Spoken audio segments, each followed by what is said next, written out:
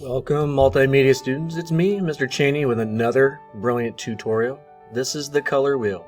We started this in PowerPoint the other day. We've been doing color theory with Pixar. Now, as a review, primary colors, red, blue, yellow, secondary colors, violet, green, orange, and tertiary colors, the ones that are in between. So we're going to use this color wheel as a model to build our own in PowerPoint, and to apply titles and animations, make it into a video with a music background, just like the sample I showed in class.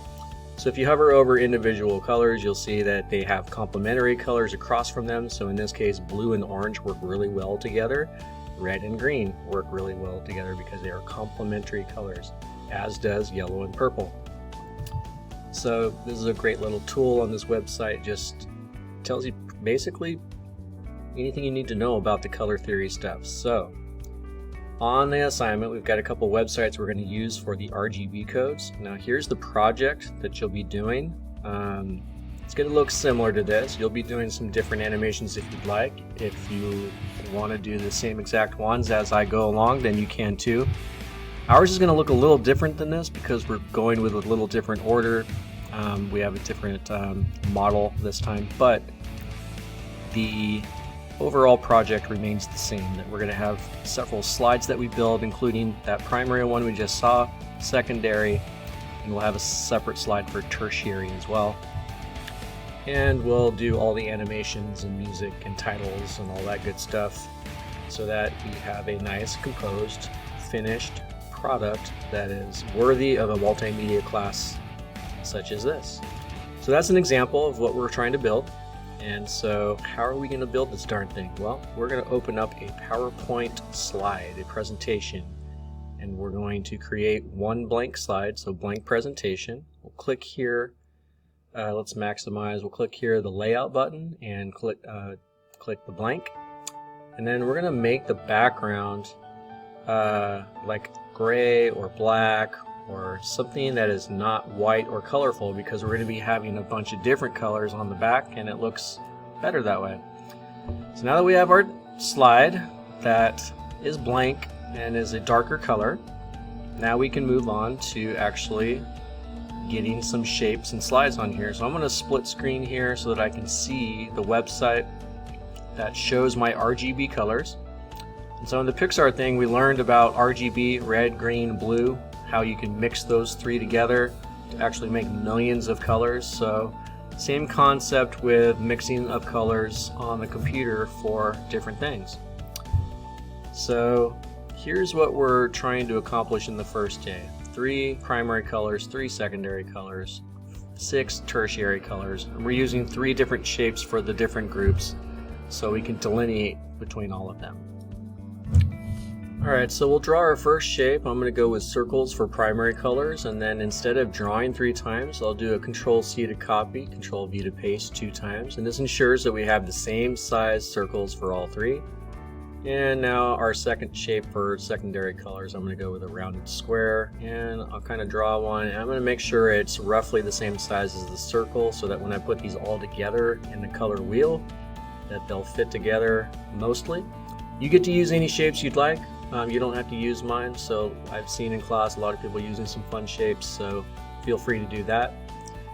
So I've got my 3 primary and my 3 secondary. Now I'm going to need 6 shapes for tertiary. So my tertiary colors are the ones that are glowing right now, so blue, green, yellow, orange, and so forth. So I've got to build those. I'm going to go with diamonds for my shapes. And so we'll go back once again, insert, we'll go to shapes, and then the diamonds are in this section here. I'll draw one, I'll make sure it's roughly the size of the shapes I've already drawn, Control-C to copy, then Control-V to paste a few more times, for a total of 6, because that's how many tertiary colors there are in the color wheel. So I'm just kind of grouping them out, and at this point we are ready to color these shapes. We're going to use RGB values to do that. So there are 3 different numbers and then RGB values. So the value of red, the value of blue, and the value of green. And so they're in order that way. So you can see that blue has an RGB over here of 0, comma 0, comma 255. So we're going to change this number right here to 00255. So the way we did that was we clicked shape format and we did shape fill, and then we went to more shape fill colors, and you get this little chart right here. So we will change that to blue, and now we're going to do yellow and red. So red is 25500. So full value of red, there's no green in it and there's no blue in it. So 255, 0, and 0 will give us our pure primary color of red. And then lastly, we'll do our primary color of yellow, and that's going to be maximum value 255 red, maximum 255 green, and 0 blue. Secondary colors are on this same website. Primary and secondary colors are here, so we're going to do orange, green, and violet. It says purple. Purple is actually technically a shade of violet. The real term for the secondary color is violet. So orange, green, violet. And lastly, we're going to do the tertiary colors. That's the second website that is on our Google Classroom assignment. This one's a little trickier because you have to actually look them up, and splitting screens gets a little crazy because one has to be bigger than the other so that you can see the search bar and going back and forth. So this might be one where you go back and forth maybe, or if you have luck splitting your screens better than me, that's good too. So here's the website for finding RGB values for our tertiary colors, and what you're going to be doing is you're going to be looking up like the blue green situation. You're going to use a dash in between, so we're going to do blue dash, and in this case we're doing blue dash violet. Let's not use the word purple, we're going to go violet, blue dash violet, and there's the RGB value. So once again we go over to PowerPoint, we do shape format, we do shape fill, we go to more fill colors, and we're going to put in that RGB value for violet that we found on this website. So this is just me struggling with split screen, but we'll figure it out. Like now this website, we've got this thing that's covering up the RGB value, but that's okay. We'll work around it. Now we can see it, just got to move a few things around. So now we're putting it in 138.43, comma 43, comma 226. And that is the RGB value for blue dash violet, the tertiary color. And we'll just continue on with the last 5 tertiary colors. I'm going from top right down, so I'm going clockwise around the color wheel. This next one is red violet. And RGB 199, 21, 133. So I just kind of have to resize again so I can see my menus up top. Probably if I right-clicked and found some menus I could do this a little easier, but let's struggle a little bit, no problem. Alright, so 199, 21, and the last number was, let's resize one more time, 133 is the last number there, and that's for red violet.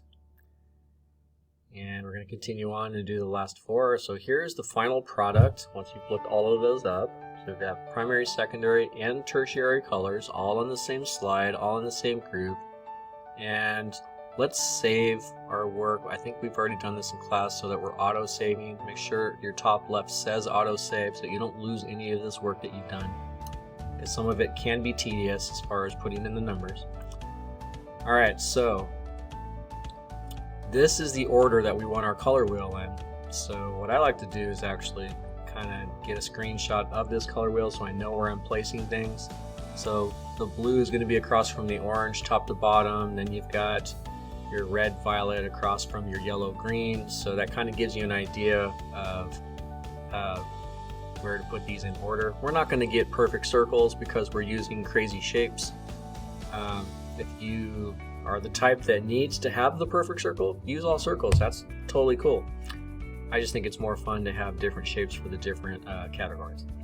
Alright, so we're moving all these shapes along, and after this we're going to have part 2, which will show us how to get everything separated with the tiles, or with the titles of primary, secondary, and tertiary.